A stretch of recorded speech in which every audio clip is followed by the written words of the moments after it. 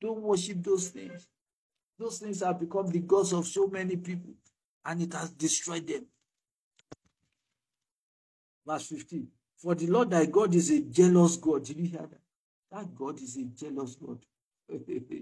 Jealous, very jealous. So you are worshiping money. You are worshiping your body. You are worshiping material things. You are worshiping that job. You are worshiping party every day. He said, he's a jealous God. Anything that takes your eyes away from him and you are concentrating into something else has become your God.